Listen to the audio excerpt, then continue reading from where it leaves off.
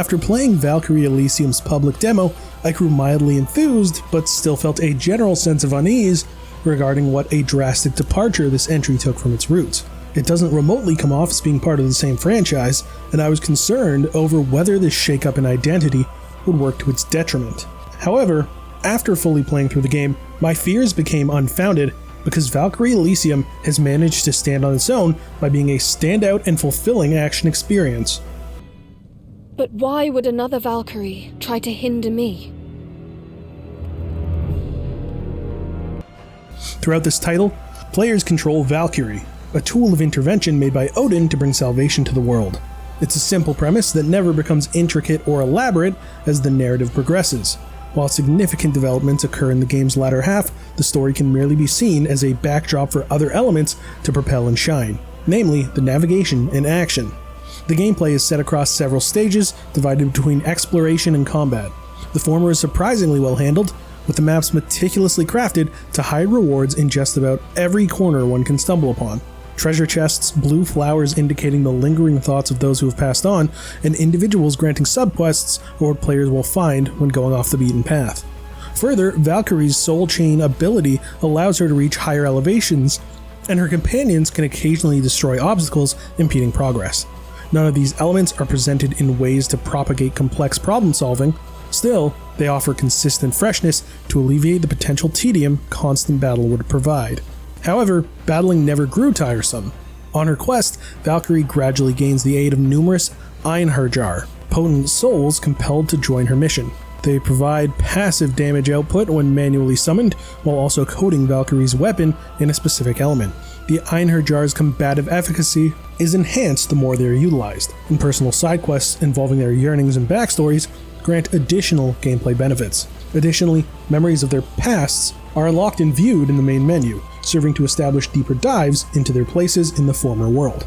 Thanks to these avenues of characterization and interaction, the Einherjar truly felt unique from one another in ways other than solely being elemental outlets. While more time could have been put into their bonding, the relationships came to feel genuine. They even converse amongst each other while you explore stages, with some endearing outcomes. Going back to gameplay, I was genuinely surprised by the weapon variety, with each feeling distinctive from the other due to their individualized handling and proficiency percentages. The latter provides enough incentive to occasionally switch up your weapon choice, and the half a dozen quantity is quite welcome. Valkyrie's movements are rapid and abundantly responsive, but some attacks require time dedication to perform fully, so there is a sense of risk versus reward if dire straits arise.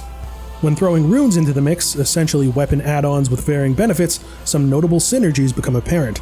Like the exploration, the weapon choice and overall customization are simple yet undeniably effective at instilling continuous achievement and growth.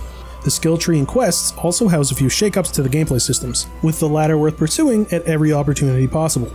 Further, also regarding quests, speaking to the Einherjars will open up new ones as well, which I appreciated as their conversations granted practical benefits and not just fluff. The magic system is potentially my favorite facet since some spells, regardless of matching elemental alignments, enact their effects in differing ways. For instance, you have multiple ice and lightning spells that track foes in different paths, so you aren't tethered to stylizing elemental output in one defined way. It's a subtle, yet majorly appreciated implementation, and I wish there were more spells of the same element that weren't only upgraded iterations, and instead inherently unique in their approach. One design choice I was fearful of going into the full game was how often maps were likely to be reused based on the demo. And while they are reused, primarily for side quests, their frequency never came as a bother since each area is vast. This may put some players off, but the quests are often brief and never overstay their welcome, so their presence in previously used areas was not something I ever found to be an issue. I mean this with no exaggeration when I say that Valkyrie Elysium's combat is among the most gratifying and addictive systems I've experienced. However, if I have one major critique, it's the camera. I dealt with a few instances of minor camera obstruction while playing the demo, but the umbrella issue was pronounced tenfold here. Corners, narrow hallways, and other enclosed spaces contain frustrating angle oddities. As a result, Valkyrie's model will often jut in and out of focus, with enemies unfairly gaining the upper hand. I honestly sometimes dreaded battling in specific environments because of the camera. Regrettably, there is a lack of proper lip syncing with the English dub.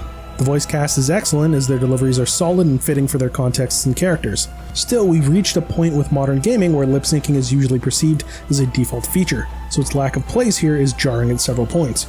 Moreover, as a half critique, the soundtrack is atmospheric and mesmerizing, perfectly complementing the dreary and naturalistic state of the environments you visit.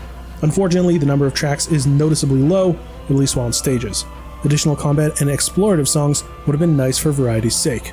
Another part of the experience where variety is lacking is the enemies, though only physically and not gameplay-wise. To elaborate, a few select enemy models in the game, though their elemental affinities differ, their appearances only slightly vary. Amid combat, it likely won't peeve you much, it's just that in hindsight, I found it all questionable. Lastly, this is pretty minor, but I figure still worth mentioning. The performance on PS5 was smooth on my end, save for when I would use the Meteor Swarm spell's strongest variation. Its initiated slowdown was strongly noticeable for a few seconds when activated. Valkyrie Elysium is an enjoyable action JRPG, suffering from clear problems regarding its camera system and more granular details. Yet its core combat is undeniably stellar, with transparently depicted customization and upgrading.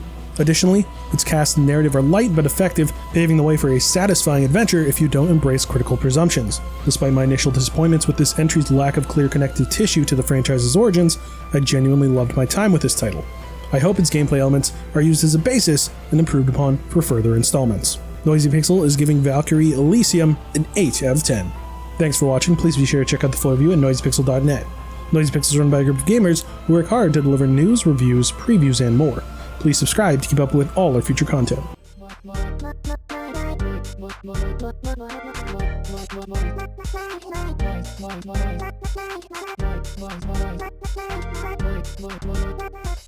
Noisy Pixel.